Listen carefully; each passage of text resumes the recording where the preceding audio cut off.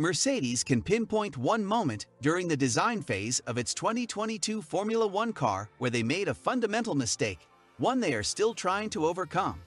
New technical regulations for 2022 brought ground effect back into F1, with the breed of cars drastically different to those of the 17 to 21 era in which Mercedes continued their domination from the early years of the turbo-hybrid engine formula. However, the team's DD13 design has been off the pace in 2022 compared to the RB18 of Red Bull and F175 of Ferrari, with the Silver Arrows in danger of a first winless season since 2011.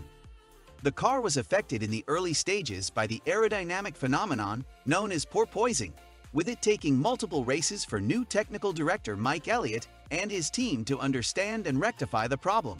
Although this has been done to some extent, the W13 is still prone to fluctuations in performance, as well as struggling to get heat into its tires for qualifying and not always being competitive on low downforce tracks. And Elliott believes the root cause of this is down to one single decision taken by the team in the initial design phase. Want to know about it in detail? Well, stay tuned till the end. Hello everyone. Welcome back to the channel. In this video, we will talk about Mercedes discloses Porsche's F1 attitude issue. Meanwhile, subscribe to this channel and press the bell icon. That being done, let's start. You look at how we developed the car, and I can point to one moment in time last year where we did something where I think we made a mistake. Elliott explained on F1's Beyond the Grid podcast. What you're seeing in terms of performance and the way it swings from race to race is a consequence of that. And that's a mistake we've known about for a while. It's something we've been correcting, and that's why our performance has gradually got better. But it's not something we can fully correct for a little while yet, and we will do over the winter. While Elliott would not elaborate any further on the exact details of the mistake, the design of the Mercedes floor has been suspected to be the root cause of its drop in performance. In the first pre-season test, Mercedes appeared with a regular car, with regular city pods, although this had drastically changed by the second test in Bahrain. Its unique zero city pod approach attracted attention from all teams in the pit lane to see if it was legal and quick. Elliott outlined the FIA's initial surprise at seeing the design. The aerodynamicists come up with the idea, we take another group of people, generally run by our chief designer. They will go and look for themselves and see if they can shoot it down. Elliott explained when asked how the team decided the usual design was legal in-house. Before the test, we'd shown it to FIA, we discussed it with them, and their first reaction was, that's not what we intended, and they worked through it as well, to see whether they can challenge it. When you look at the side pod, people say, it looks very different, that must work completely different to the rest of the cars, and it doesn't, it's just a slightly different solution. Aerodynamically, I don't think it's a massive departure from the other cars, it's just something that adds a little bit of performance for us. Audi's arrival, Cadillac's tie-up with Andretti, rumors of Hyundai and Ford interest, and the various ways Honda could fully reappear on the grid all prove Formula One's in the middle of a new manufacturer boom. But it's all gone rather quiet around Porsche since its planned Red Bull deal fell through. Porsche has been successful in many branches of motorsport, of which most have been in long-distance races. Despite their early involvement in motorsports being limited to supplying relatively small engines to racing underdogs up until the late 1960s, by the mid-1950s, Porsche had already tasted moderate success in the realm of sports car racing, most notably in the Carrera Panamericana and Targa Florio, classic races which were later used in the naming of streetcars. The Porsche 917 of 1969 turned them into a powerhouse, winning in 1970 the first of over a dozen 24 Hours of Le Mans, more than any other company. With the 911 Carrera RS and the Porsche 935 Turbo, Porsche dominated the 1970s and even has beaten sports prototypes, a category in which Porsche entered the successful 936, 956, and 962 models. Porsche is currently the world's largest race car manufacturer. In 2006, Porsche built 195 race cars for various international motorsports events, and in 2007 Porsche is expected to construct no less than 275 dedicated race cars. 7 RS Spider LMP2 prototypes, 37 GT2 Spec 911 GT3 RSRs, and 231 911 GT3 Cup vehicles. Porsche regards racing as an essential part of ongoing engineering development.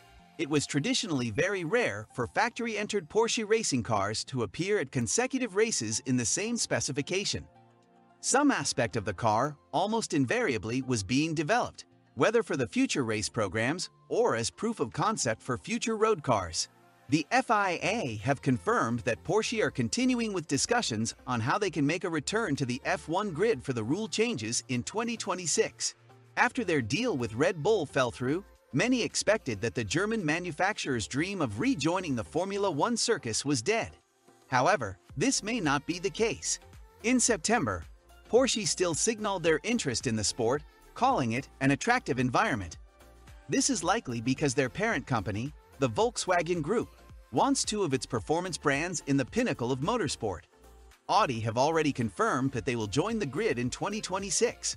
With the finalized rule changes, the racing series remains an attractive environment, which we will continue to monitor, read a previous brand statement via Formula One. Yesterday, FIA validated this interest with a note sent out after a meeting of its World Motorsport Council. This meeting discussed the topic of the 2026 engine rules, a key element to Porsche's potential return. The note read via Autosport. At Spa-Francorchamps in August, Audi announced it was joining the FIA Formula One World Championship from 2026 as a power unit manufacturer. This announcement was an endorsement of the hard work by all stakeholders to develop those regulations. We also note that Porsche are still in discussions with Formula One teams. Unfortunately, any plans from the iconic car brand are starting from scratch after their failed deal with Red Bull. The Drinks brand racing team appeared very close to a partnership with the German carmaker. But unfortunately, the two parties could not broker a deal. Porsche suggested that the plans fell through due to disagreements over the brand's level of involvement with the team. The premise was always that a partnership would be based on an equal footing, read a statement from the company's newsroom, which would include not only an engine partnership but also the team. This could not be achieved. Meanwhile, Red Bull boss Christian Horner stated that he felt there was a difference between the two groups' DNA. Instead, the constructor's principal said that his team will focus on developing their own powertrain for the 2026 rules. It was agreed that a Porsche partnership was not the right thing for Red Bull's involvement in Formula One, confirmed Horner via Planet F1. Porsche is a great brand, but the DNA is quite different. During the talks, it became clear that strategically we don't fit together. Red Bull has demonstrated what it's capable of in Formula One, he continued. As an independent team and now engine manufacturer, we are looking forward to competing against the car manufacturers with our powertrain and chassis. Unfortunately, of the existing teams on the grid, tie-in options are limited for Porsche ahead of 2026. As manufacturers, Mercedes, Ferrari, and Alpine will make their own engines. Similarly, Aston Martin also intend on making their own power unit for when the rules change in 2026. In addition, Audi are joining with Sauber once their partnership with Alfa Romeo ends in 2023, so they are out too. Meanwhile, McLaren seem well set in their deal with Mercedes as their engine supplier. Haas are also in a solid position in a technical partnership with Ferrari, including engines. This leaves just Williams for the German brand, and they may consider it. The British team has often struggled for funding, so a collaboration with a manufacturer may help them big time.